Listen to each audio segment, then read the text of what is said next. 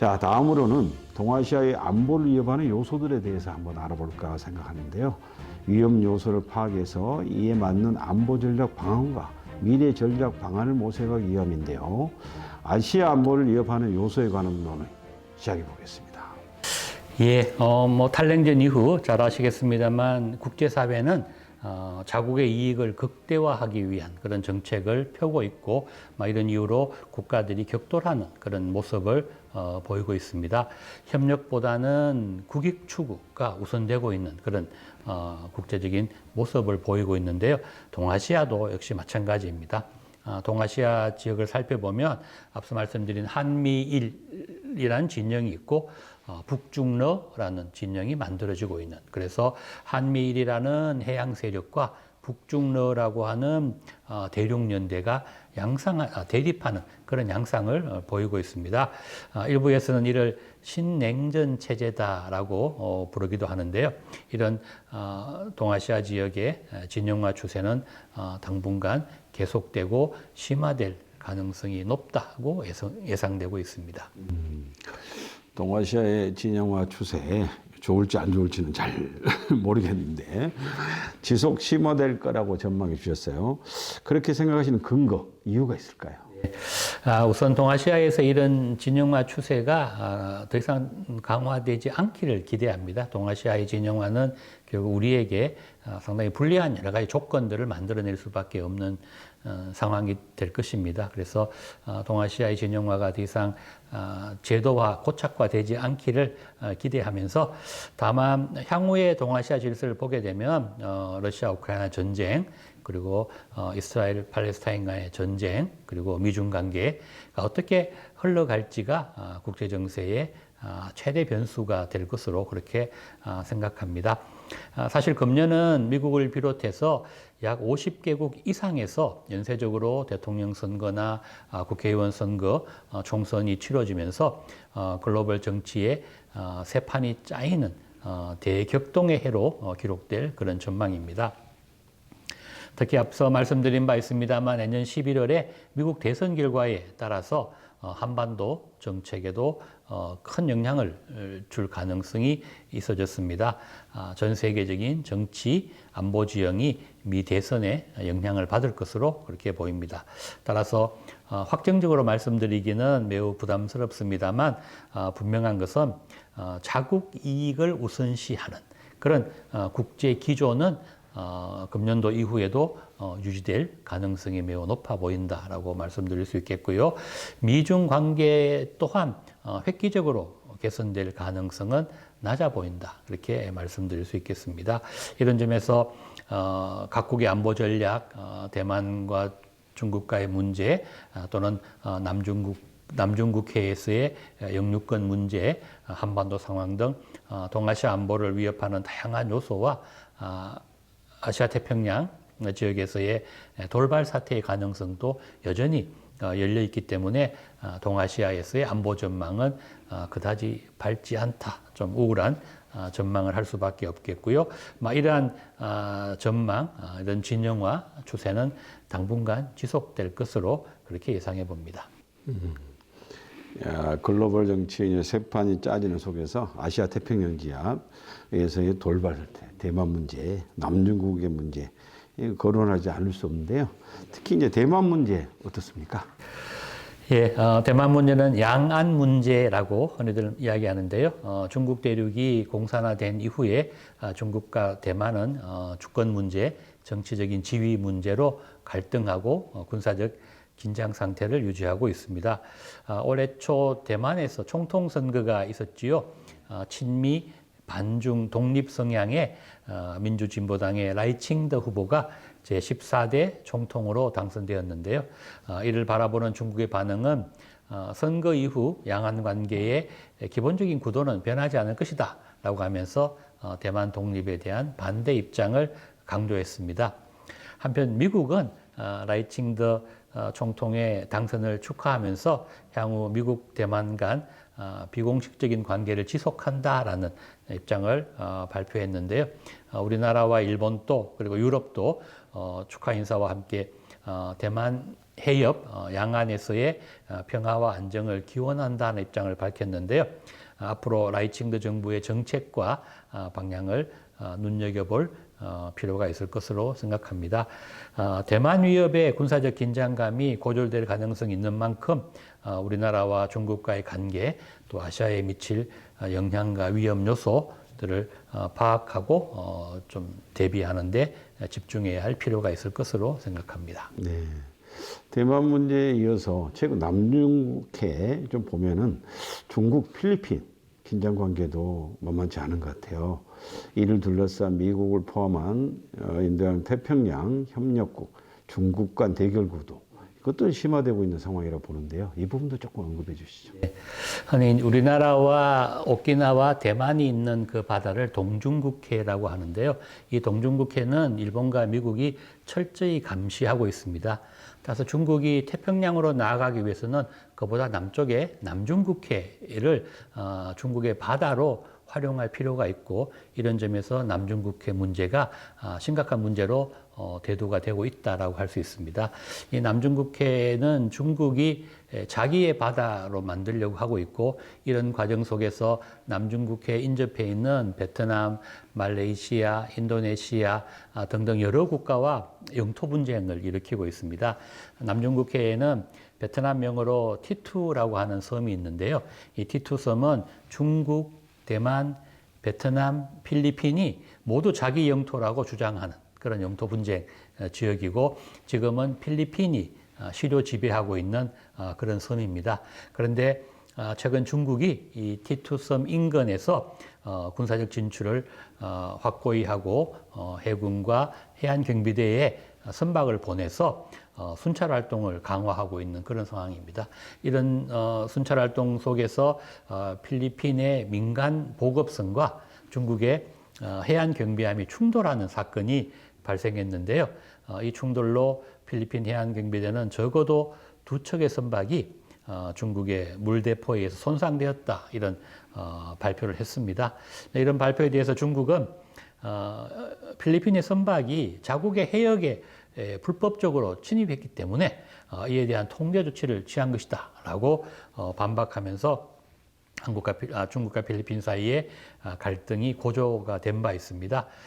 필리핀은 이런 전가하는 중국의 공세적 행동에 대응해서 외교적인 비난도 주저하지 않고 있고, 필리핀은 자체 국방력도 강화하면서 미국, 일본, 호주 등의 인도태평양 지역의 주요 국가들과 해양안보 협력 네트워크를 강화하는 그런 노력을 하고 있습니다. 네, 복잡하네요.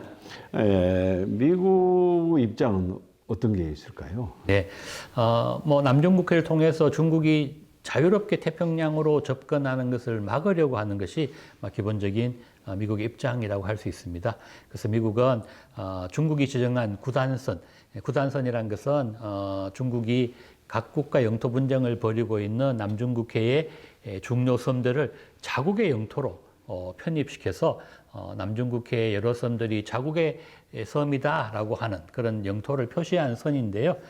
중국의 구단선을 중심으로 하는 이런 중국의 남중국해 영유권 주장, 그리고 남중국해에서의 중국의 공세적 행동들이 여러 국가들의 자유로운 항행과 합법적인 해양의 이용에 심각한 위험이 된다, 이런 인식을 가지고 있고요.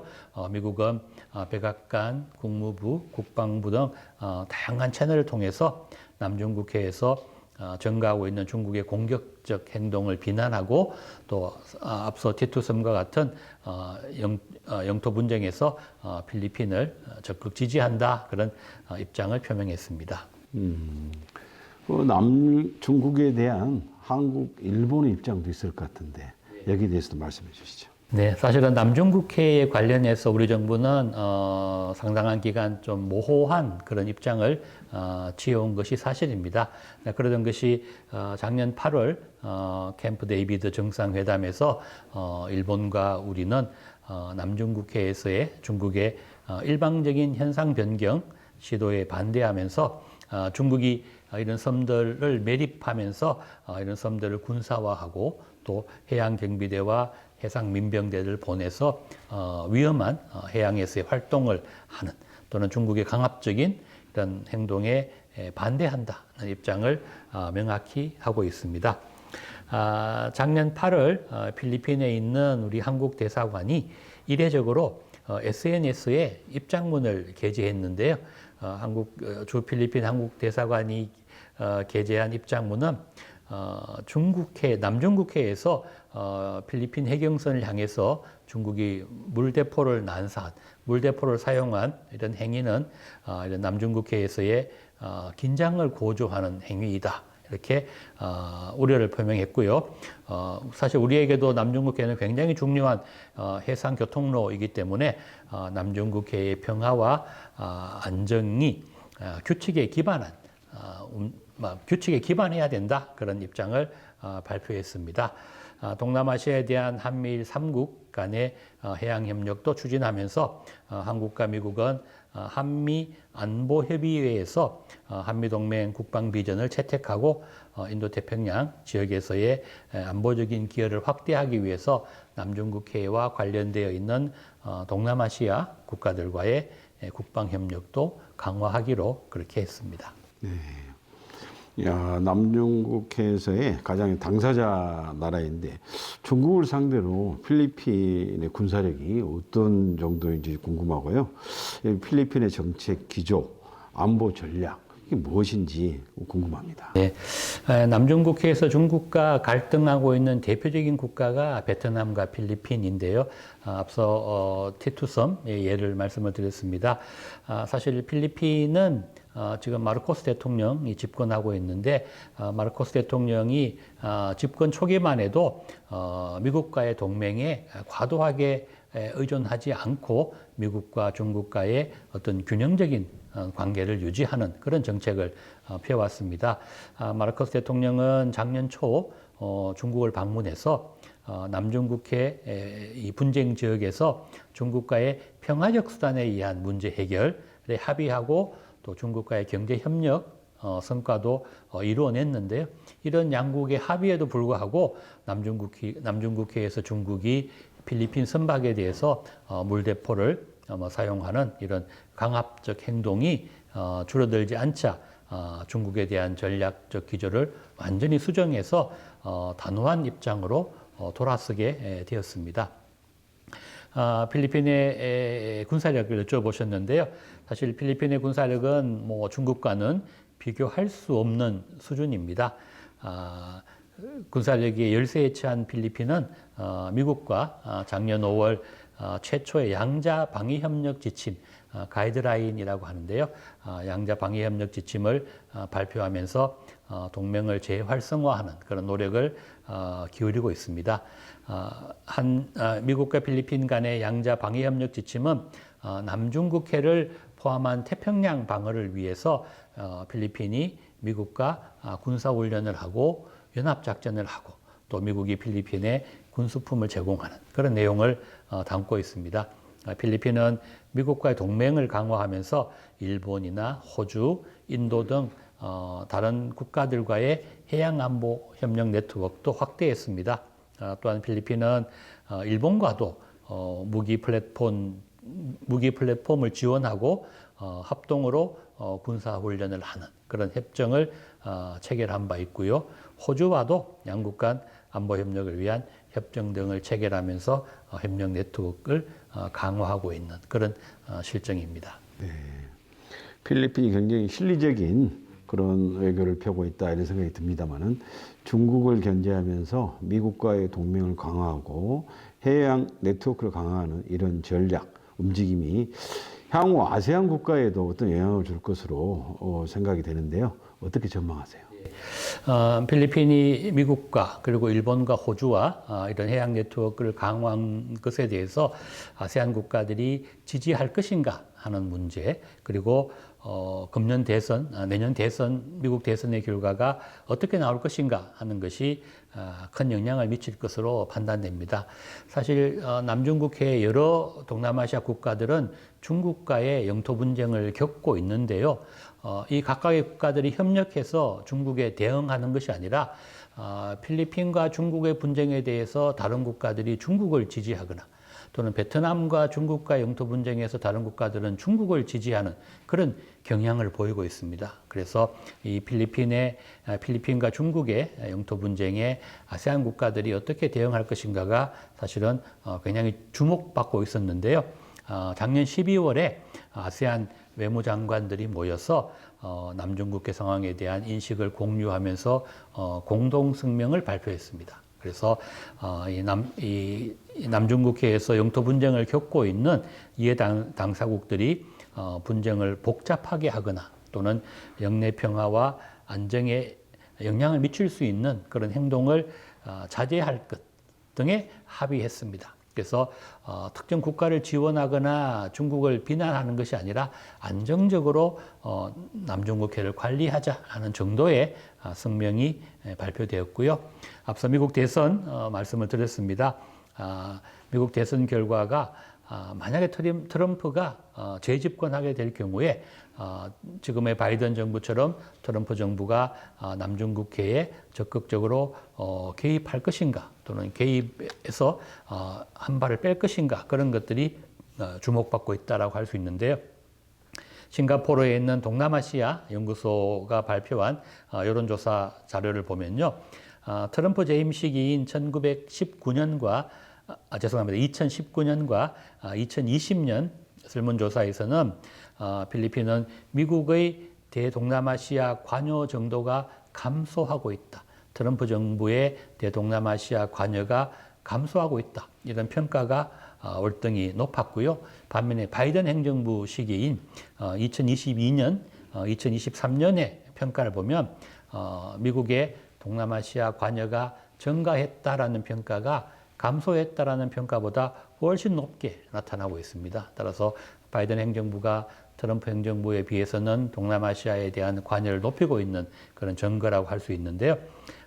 이제 이런 조사 결과를 보면 결국은 방위비 부담에 부정적인 트럼프 행정부가 재등장할 경우에 동남아시아 국가들과 미국과의 동맹이 약화되고 트럼프 정부는 중국과의 대중국 유화 전략으로 선회할 가능성도 있기 때문에 동남아시아 국가들이 불안하게 미국 대선을 보고 있다. 이렇게도 말씀드릴 수 있겠습니다.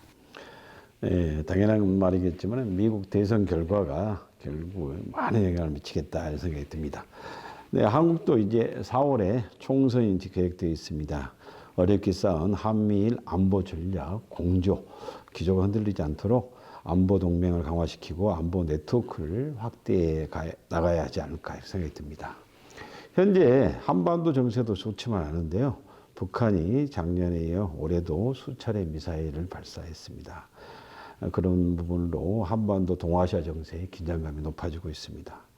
북한 리스크가 점차 커지고 있는 상황 속에서 외신과 전문가들은 북한의 도발 가능성, 어떤 시나리오 어떻게 보고 계신지? 예, 말씀하신 것처럼 한반도의 긴장감이 매우 높아지고 있는 것은 사실입니다. 하지만 일부 매체에서는 한반도에서의 전쟁 가능성까지 언급하고 있는데요.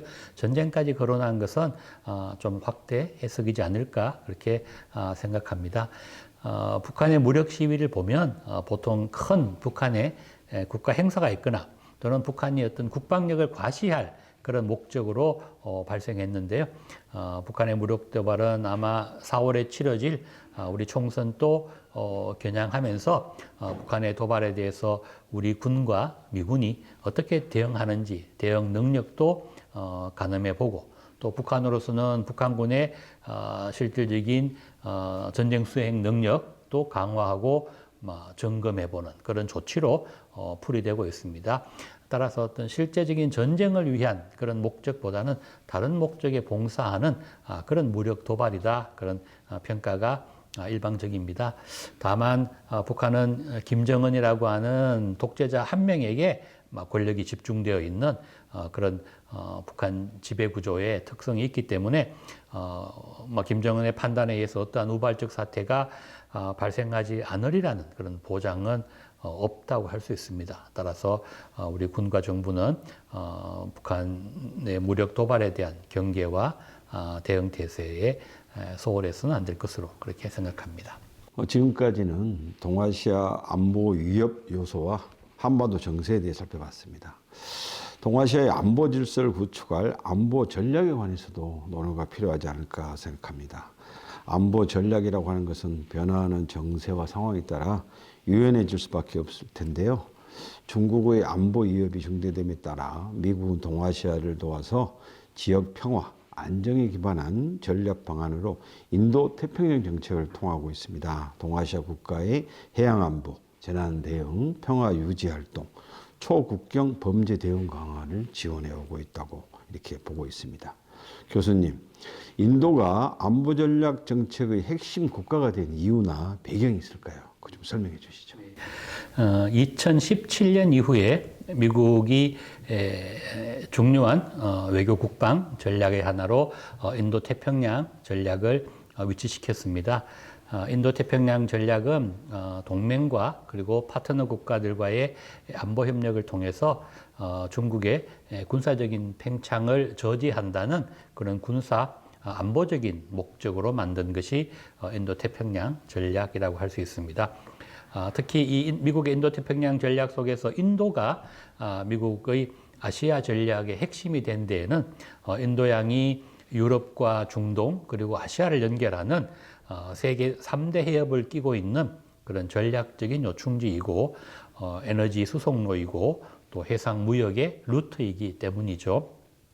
전 세계 석유의 약 70% 그리고 전 세계 컨테이너 화물의 절반 정도 일반 화물의 3분의 1이 인도양을 거쳐가기 때문에 그만큼 인도 태평양이 중요해졌다 그렇게 말씀드릴 수 있겠고요.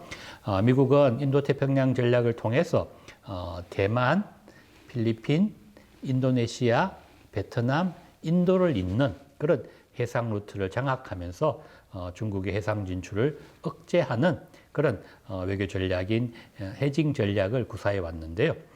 중국은 미국의 이러한 필리핀, 인도네시아, 베트남, 인도를 잇는 이런 해징 전략으로 인도양이 통제되게 되면 중국 원유 수입의 약 80%가 인도양을 통해서 오고 있는데요.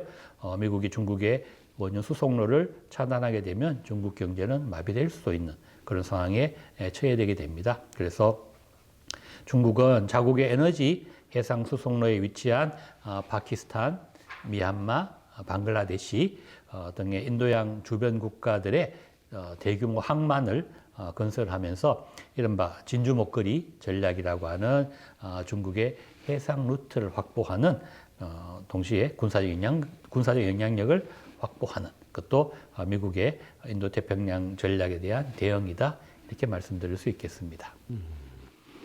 미국이 주도하는 인도 태평양 전략은 오바마 행정부의 중국 견제에 기조했던 아시아 태평양 구상을 2017년도 도널드 트럼프 미국 대통령이 한층 강화한 것으로 알고 있습니다.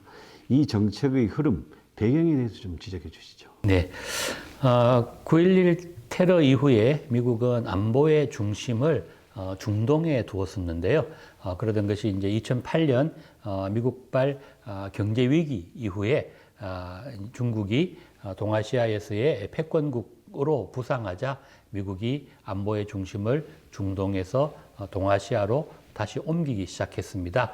그런 결과로 2011년 오바마 정부가 아시아 회귀 전략을 발표해서 미일 동맹을 강화하고 미국의 어떤 군사적이고 전략적인 자원을 유럽과 중동에서 동아시아 지역으로 돌리는 이른바 환태평양 경제동반자 협정을 통해서 동아시아 지역 국가들과의 협력을 강화하면서 중국을 압박하는 그런 정책 변화를 시도했다라고 할 수 있습니다.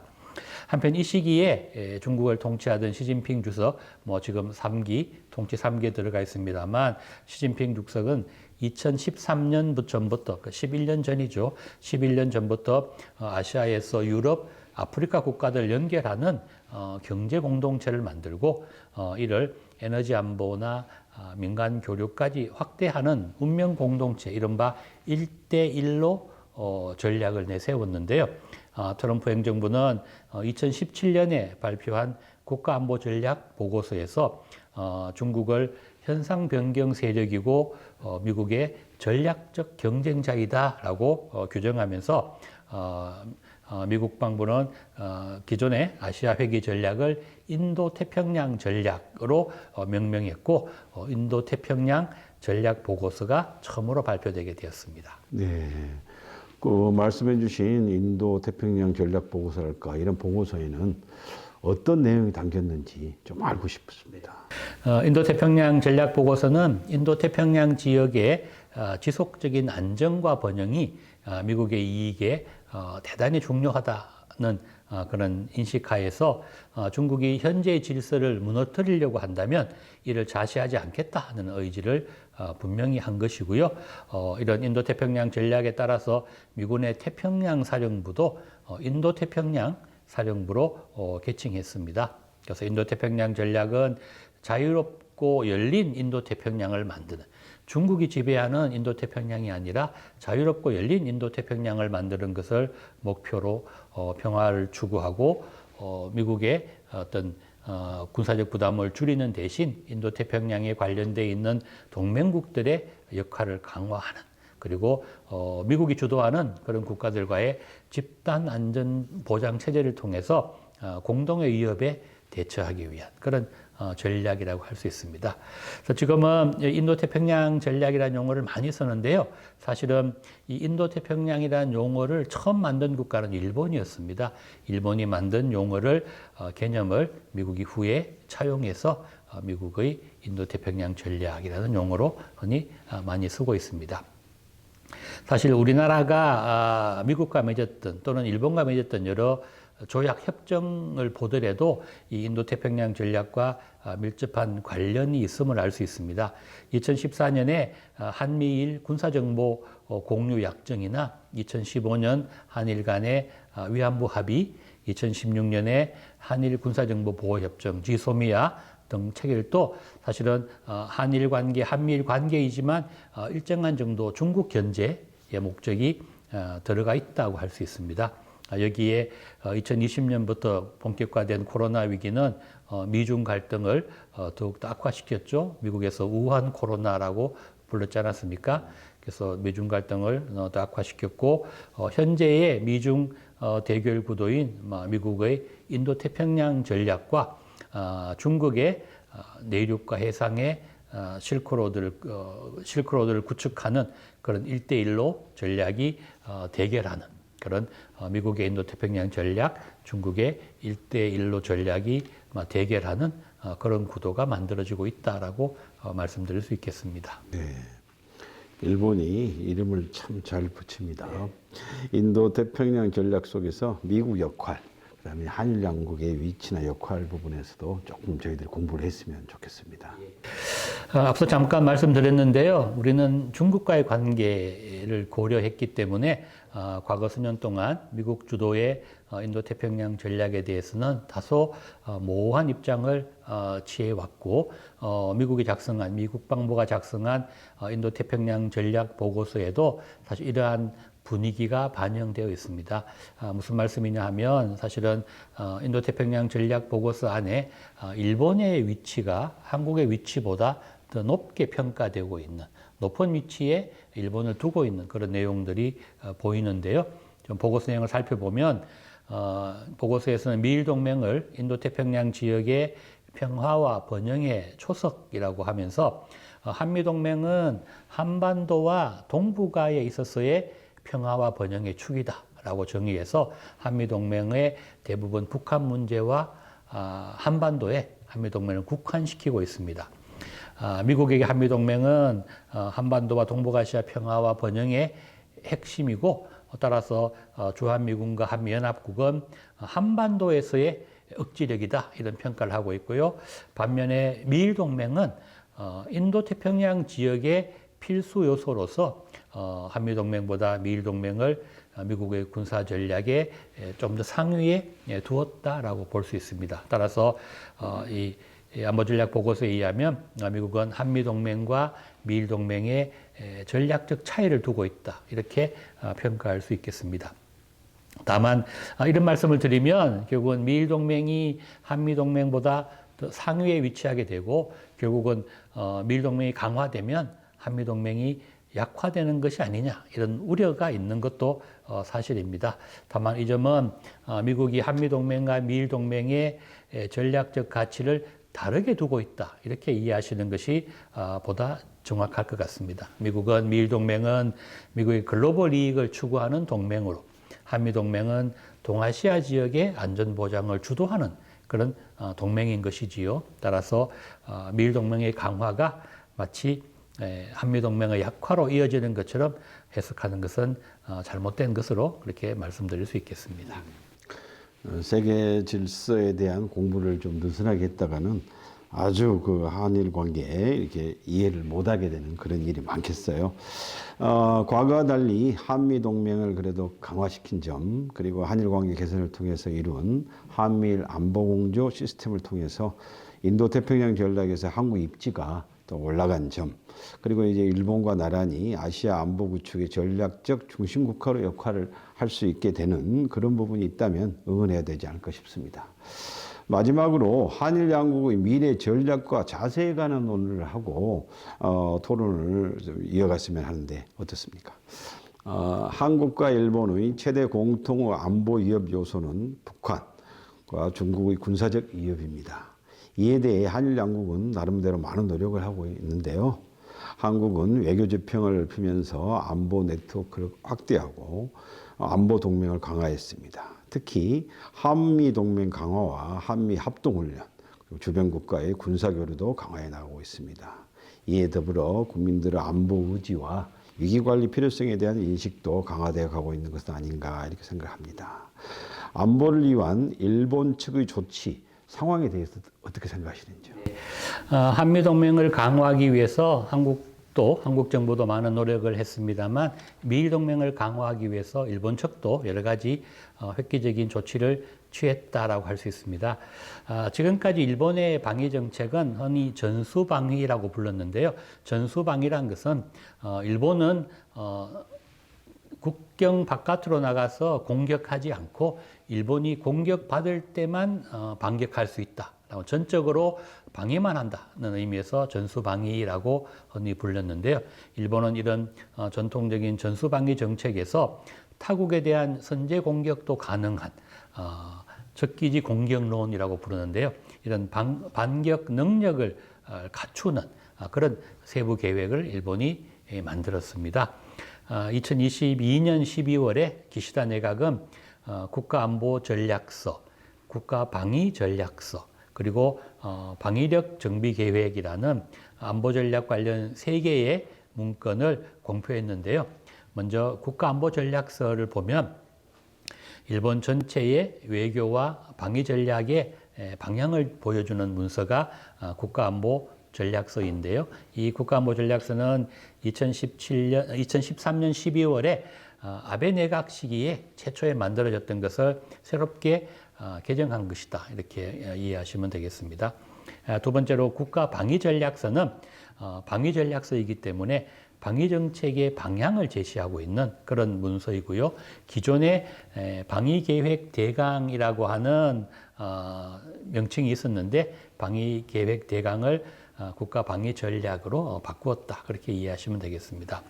마지막으로 방위력 정비계획은 향후 5년에 걸쳐서 자위대의 육해공 자위대의 전력 증강을 어떻게 할 것인가 하는 그런 내용들을 담고 있습니다. 기존에는 중기 방위력 정비 계획이라고 불렀는데 중기 방위력 정비 계획을 방위력 정비 계획이라는 새로운 명칭으로 바꿨고요. 이러한 세 가지 문서를 발표한 이후에 기시다 총리는 기자회견에서 안보 정책의 대전환이 이루어졌다. 이렇게 평가할 수 있겠습니다. 그래서 과거에 일본이 외부의 공격이 있을 때에만 반격하는 그런 수동적인 국가였다라고 한다면 탈냉전 이후에 일본은 미일 동맹의 한 축으로서 공격적인 안보 정책을 추구하고 있다. 이렇게 평가할 수 있겠습니다. 네, 점점 복잡한 점입 가격입니다만은 한일 양국은 자국을 위한 안보, 군사 분야에 높은 관심을 갖고 군사비를 강화하거나 군사 전략을 정비해 왔습니다. 동북아 지역의 지정학상 빼놓을 수 없는 양국 관계의 특수성으로 인해서 한일 안보 분야는 많은 갈등과 시행착오가 있었죠. 이제 비로소 한일 간 안보 협력 체제가 만들어졌고 한미일 안보 협력에 대한 공감대가 주변 환경의 자극을 받아서 어느 정도는 형성되어 가는 상황입니다. 정치적 상황이나 불필요한 여론에 의해서 그런 공조 시스템이 흔들리거나 무너지는 일이 없도록 관계를 잘 맺어가는 것도 중요하지 않을까 생각합니다.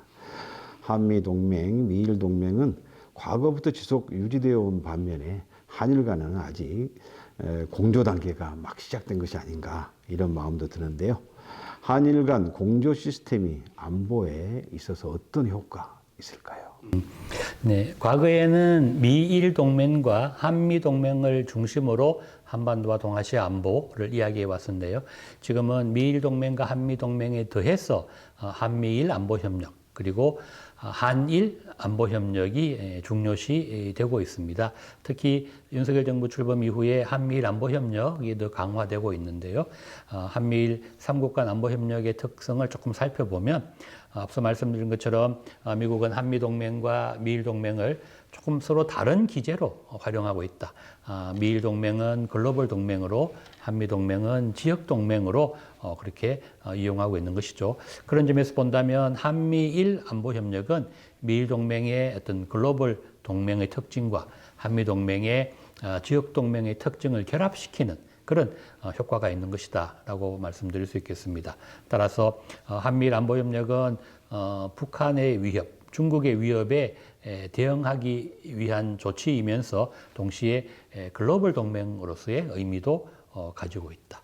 이런 점에서 한미 동맹과 미일 동맹의 균형을 유지하면서 한미일 안보 협력 체제를 강화하고 공조 체제를 확대해 나가는 것이 바람직하다 이렇게 말씀드릴 수 있겠고요. 앞서 말씀드린 캠프 데이비드 합의에서 한미일 3국 정상이 모여서 향후의 국제 질서 또는 3국 간의 외교 군사 경제 전략을 설정하는 그런 중요한 회합이 있었고 외교 안보는 물론이고 경제나 첨단 기술 분야까지 한미일 3국이 협력과 공조 시스템을 만들어낸 것으로 평가할 수 있겠습니다. 앞서 잠깐 말씀드린 것처럼 이러한 한미일 안보 협력이 가능하게 된 것이 한일 관계의 정상화에서 시작되었고 한일 안보 협력 관계를 안정적으로 운영하는 것이 한미일 협력 시스템을 더욱더 공고히 하는 데 기여한다 이렇게 평가할 수 있겠습니다. 교수님께서 여러 번 반복해서 한미일 공조, 한일 공조 중요하다고 말씀해 주셨습니다. 역시 이런 부분들은 정치적 상황이랄지 국민 여론 휘둘리지 않아야 될 텐데 하루아침에 만들어지는 건 또 아니겠죠. 네, 그래서 양국이 반드시 절대적으로 협력해야만 한다는 안보 정세를 바로 인식해서 공감대를 쌓아가는 게 중요하지 않을까 생각합니다. 어떠세요? 네, 한일 양국이 과거사 문제에 너무 함몰되어서 미래 협력에 눈을 돌리고 있지 못하는 것이 좀 지금의 현실인 것 같습니다. 따라서 한일 양국이 현재 처해 있는 안보 상황을 서로가 객관적으로 정확히 인식하는 것이 매우 중요하겠고요. 또 양국이 공감대를 형성해야 되는 이유가 북한에 대한 안보 위협에 대처하기 위한 하나의 수단입니다만 동남아시아라든가 중동이라든가 또는 유럽에서부터 오는 해양 수송로가 중국의 위협을 받고 있는 그런 점에서도 한미일 협력이 필요하고 이런 데 대한 좀 경각심, 인식을 우리가 가질 필요가 있다라는 말씀을 다시 한번 드릴 수 있겠고요. 또 하나 우리 안보와 관련해서 미군의 후방 지원 기지가 일본에 위치하고 있다는 점도 한일 간의 협력이 중요한 이유라고 말씀드릴 수 있겠습니다. 한일 양국이 긴밀한 안보 협력을 추진할 경우에 기대되는 상호 이익을 보게 되면 한일 간 안보 협력이 강화되면 미국은 한반도에 군사력을 더 효과적으로 투사할 수 있고 일본의 안보력이 한미 동맹을 강화하는 그런 효과도 얻을 수 있다 이렇게 말씀드릴 수 있겠습니다. 따라서 미국이 한일 간의 관계 개선을 지속적으로 요구하는 것도 한일 안보 협력이 미군의 군사적 투사, 군사적인 효용감을 높이는 데 기여하기 때문인 것이죠. 따라서 동아시아 지역에 중국이 어떤 평창주의적 정책을 중국의 평창주의 정책을 견제하면서 중국과 북한에 대한 위협을 사전에 대응하기 위해서도 한일 간의 안보 인식의 공유, 안보 협력은 중요하다 이렇게 말씀드리겠습니다. 네, 뭐 오해를 불식시키기 위해서도 이제 조금 범위를 좁히면 한반도 유사시에 미군의 후방 지원 기지로 이제 일본의 유용성 언급해 주셨는데요. 조금 더 설명 부탁드립니다. 사실은 1950년 한국 전쟁이 발발하고 이제 유엔군이 파견되지 않았습니까? 이 한국에 파견된 유엔군을 지원하기 위한 유엔사 기지가 있었는데요. 한국 전쟁이 끝난 이후에 유엔군 사령부의 기지는 전부 일본으로 이전했습니다. 지금 현재 7개의 유엔군 사령부 후방 기지가 일본에 있는데요. 일본에 있는 이 7개 유엔군 사령부 기지는 유엔군이 한반도 방위가 필요한 경우에 병력이나 장비나 탄약이나 식량이나 물자 등등을 보급하는데 필수적인 그런 기지라고 할 수 있습니다. 만약에 일본에 있는 유엔사 후방 기지 없이 미 본토 또는 유엔 회원국 국가에서 바로 한국으로 군사력을 전개하기는 사실 어렵지 않습니까? 따라서 주한미군은 유엔사 후방 기지가 있기 때문에 주일미군에 의해서 보완되어서 더 효과적인 전투 수행을 할 수 있는 유엔군 전력도 마찬가지인 것이죠. 따라서 이러한 점들을 고려하면 이 한반도 유사시에 미군이 한반도에 전개되는 그런 자산을 더 효과적으로 전개될 수 있도록 한다는 점에서 유엔사 후방 기지가 있는 일본과의 안보 협력도 매우 필요하다는 말씀을 드릴 수 있겠고요. 또 일본은 유엔의 그 유엔사 후방 기지의 방호 임무를 띠고 있습니다. 일본에 있는 유엔사 후방 기지가 외적의 공격을 받지 않도록 방어할 수 있는 그런 태세를 위해서 일본과 유엔사 그리고 유엔사 후방 기지에 대한 정확한 정보 공유가 한미일 간에 필요할 것으로 생각이 됩니다. 또 일본의 입장에서는 한반도 유사시에 일본 국민의 본국 수송, 한국에 있는 일본 국민의 본국 수송이 중요한 문제가 될 텐데요. 이 경우에 자국 수송기가 한국 공항을 사용해야 되고 이런 문제에 있어서도 한일 간의 협력이 매우 중요해진다 이렇게 말씀드릴 수 있겠습니다. 한일 간의 그 상호 보완적인 면이 있다 이렇게 이해를 했습니다. 이제 앞으로 이제 군사력과 기술 면에서도 한일 양국은 각각 전문 분야가 좀 다를 것 같습니다. 양국의 강점 분야랄까 기술, 군사력 측면에서 한번 제시를 해주시면 어떠실까요?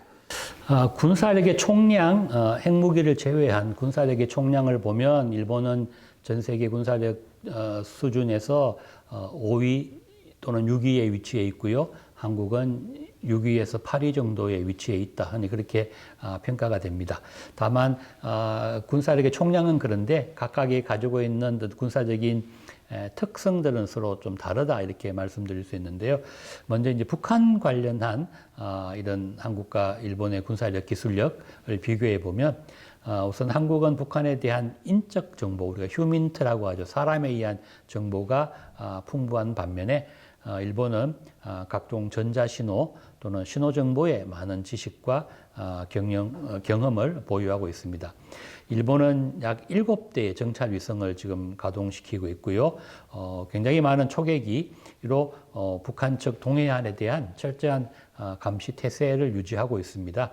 따라서 정찰 위성과 정찰기 이외에도 북한의 미사일을 탐지하는 자산으로 이지스함이 있고 또는 지상의 레이더 시스템을 보유하고 있습니다. 한국은 일본과 다르게 군 정찰 위성은 보유하고 있지 않는데요. 따라서 위성 감시는 미국에 의존하고 있는 그런 상황입니다. 또한 한국도 정찰기를 보유하고 있는데 북한 전역을 우리의 정찰기만으로 24시간 감시하기에는 역부족이기 때문에 미국의 정찰 자산과 함께 일본의 정찰 위성, 이지스함 탐지 레이더 등에서 나오는 정보를 활용한다면 더 정확하고 지속적인 북한 감시가 가능하게 될 것입니다. 이런 점에서 한일의 군사 협력이 필요하고 앞서 말씀드린 지소미아가 필요하다 이렇게 말씀드릴 수 있겠습니다. 다음으로 군사력만 좀 비교해 보면요, 우리는 50만이라고 하는 강력한 조직의 정규군을 가지고 있지 않습니까? 특히 육해공군 중에서 육군의 조직과 능력이 우수하다라고 그렇게 평가를 받고 있습니다. 이런 50만 정규군 이외에도 한국은 특수전에 대비한 공수부대라든가 또는 상륙을 위한 해병대라든가 해군의 UDT 등을 통해서 기습 침투전, 상륙전쟁에 대비하는 태세를 항상 갖추고 있었는데요. 일본은 우리와 비교해서 이러한 특수부대의 능력이 상당히 취약한 편입니다. 그래서 몇 년 전에 처음으로 일본도 해병대를 만들었는데요. 육군의 전력은 우리보다 떨어지지만 일본은 해군과 공군력이 강하다는 것이 우리와 비교되는 그런 부분입니다. 사실은 일본은 이제 소련의 어떤 북태평양 진입을 견제하기 위한 미국의 안보 전략에 편입되어서 해군력을 집중적으로 그동안 강화시켜 왔습니다. 잠수함과 고성능 구축함, 순양함은 물론이고요. 초계기 또는 해상전력 지원 장비도 미국 다음으로 강력하고 최신형으로 운영하고 있는 그런 상황입니다. 이지스함의 경우를 보더라도 미군으로부터 이지스함을 양도받아서 한국의 이지스함보다 질적으로 우수하다는 평가를 받고 있습니다. 또 일본의 경우에는 지대함 미사일, 육지에서 선박을 공격하는 그런 지대함 미사일도 상당한 강점을 가지고 있습니다. 미군은 지대함 미사일을 갖고 있지 않습니다. 미국을 공격하는 선박을 공격하기 위해서 지상에서 공격하는 미사일을 갖고 있지 않는데요. 일본은 앞서 말씀드린 전수방위, 적의 공격을 받았을 때만 일본은 대응한다는 전략이 방위 정책이었기 때문에 공격하는 적 선박을 지상에서 공격하기 위한 지대함 미사일을 상당히 보유하고 있고 상당한 노하우도 가지고 있습니다. 따라서 지대함 미사일은 우리도 미국도 일본에 의존하고 있는 그런 상태라고 할 수 있습니다. 마지막으로 앞서 잠깐 말씀드린 정보 역량 공유도 매우 중요한데요. 한국이 수집한 정보의 진위를 파악하는 데도 일본과의 정보 공유는 매우 중요합니다.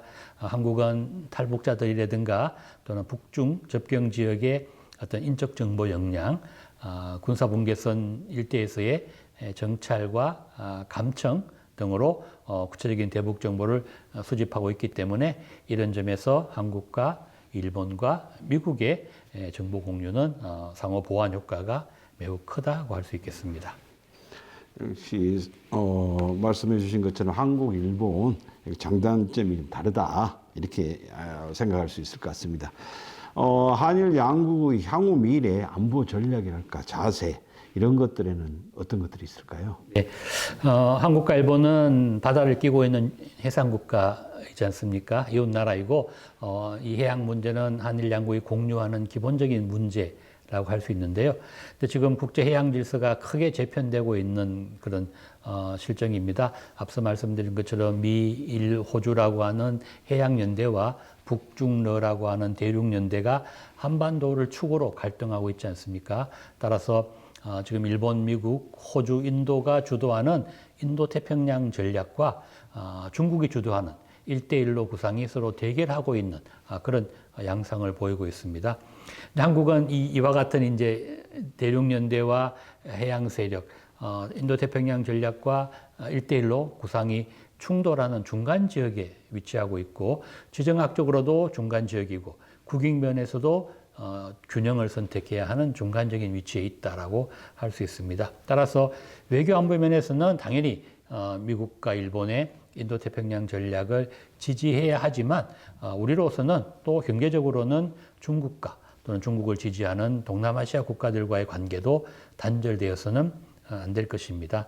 한일 양국 간에는 여전히 분쟁의 소재가 남아있지만 양국 공동의 이익을 전제로 두 트랙 차원의 그리고 미래지향적인 양국 간 협력을 추진하는 것이 바람직할 것으로 그렇게 생각합니다.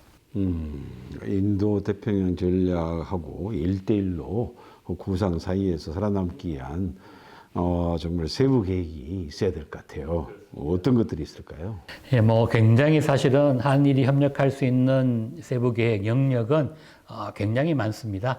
먼저 첫 번째로 한일의 안보 협력 태세를 제도화하는 것입니다. 한일은 아직까지 군사 동맹을 맺을 수 있는 그런 신뢰 관계를 갖고 있지 못하기 때문에 양국의 실무부서에서 협력 체제를 상시화하고 제도화하는 그런 것이 필요한 것이죠. 근데 국가 운영에서 이런 군사 협력 분야가 정치의 영향을 항상 받게 되는데요. 받지 않을 수 없지만 군사 부문에서 정치의 영향을 최대한 배제하면서 양국의 안보 협력 태세를 지속적으로 발전시켜 나가는 것이 첫 번째 세부 계획이라고 말씀드릴 수 있겠고요.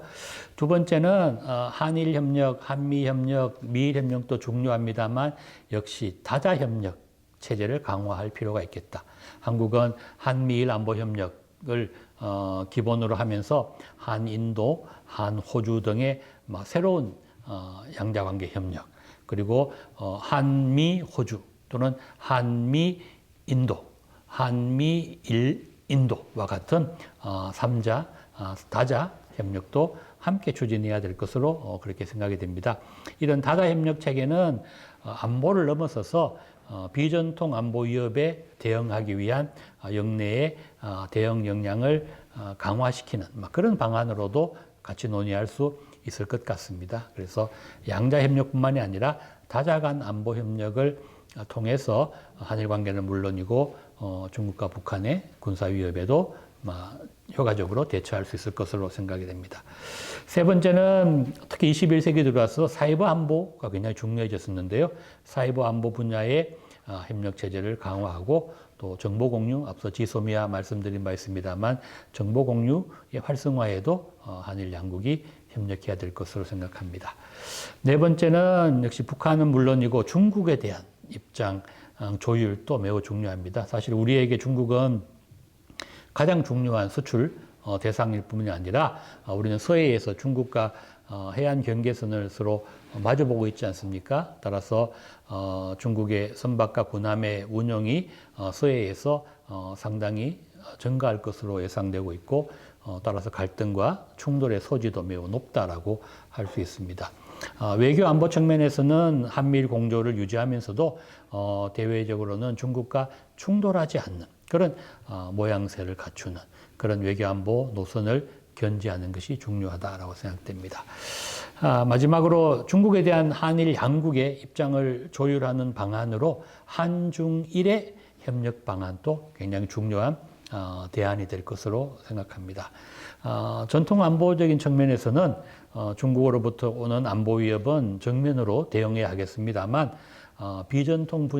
비전통 안보 분야에서 한중일의 삼국이 협력할 수 있는 많은 부분이 존재하거든요. 서울에 한중일 협력사무소도 있지 않습니까? 그런 점에서 이런 한중일 협력은 한미 일대 북중러의 대립 구도를 완화하는 그런 효과도 가질 수 있다고 생각합니다. 따라서 우리 입장에서는 한미일 협력과 한중일 협력이 동시에 활성화된다면 지역 내에 군사적인 신뢰 구축에 큰 기여가 될 것이고요.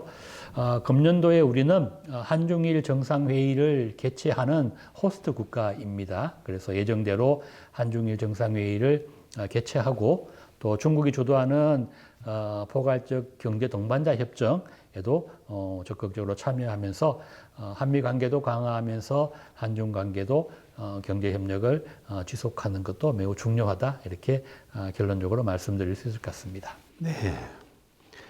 네, 오늘 준비한 토론은 여기까지입니다. 과거를 되돌아보면서 성과를 짚어보고 안보 정세와 안보를 위협하는 요소를 살펴봤는데요. 그에 따른 안보 전략과 한일 양국이 취할 자세, 미래 전략까지 정말 숨가쁘게 달려왔습니다. 어떠셨나요? 국제 정세와 한반도 정세가 박지만은 않을 오늘날 속에서 상황 속에서 한일 양국의 안보 공조와 협력은 필수 불가결한 것이 되었습니다. 양국의 결속 의지를 다질 수 있는 시간이 되셨으면 좋겠습니다. 교수님 어떠셨어요? 오늘 안보라는 주제가 딱딱하고 무거워서 최대한 쉽게 설명드리려고 노력했는데 전달이 잘 되었는지 모르겠습니다. 도움이 되었으면 좋겠습니다. 많이 도움이 되었습니다. 아주 자세한 설명을 알기 쉽게 해주신 것 같습니다. 오늘 토론 고생 많으셨습니다. 한일안보 협력과 공조를 응원하며 토론에 응해 주셔서 다시 한번 감사합니다. 네, 감사합니다.